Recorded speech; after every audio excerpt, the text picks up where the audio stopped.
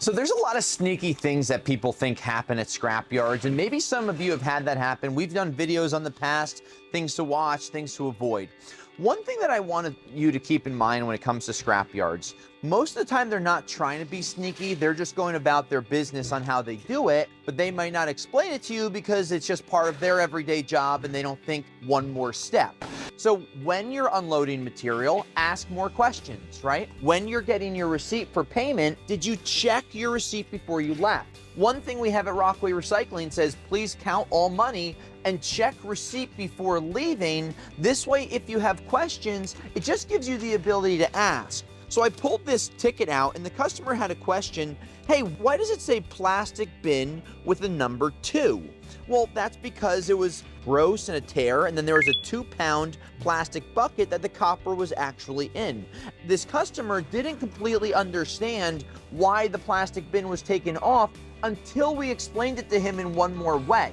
So one of the best things I could tell you is a lot of scrap yards, well, you might think that they're trying to get one over on you.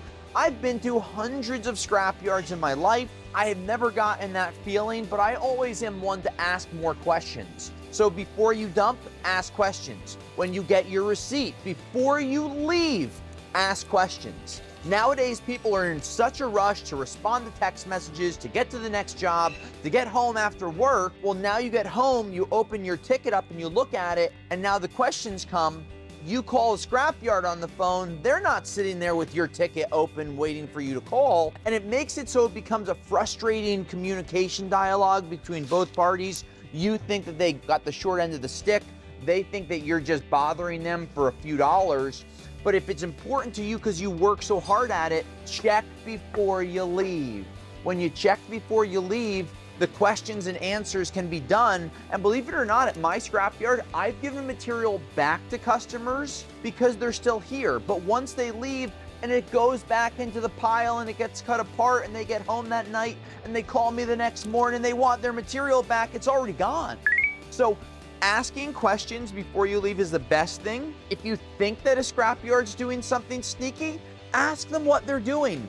If they don't give you a good answer, they're probably doing something sneaky. If they're not, then they can probably explain what it is, and it just creates a little more clarity, and that makes a better transaction for everyone. Any other questions or things that bother you about scrapyards that you explained, just let us here at the iScrap app know.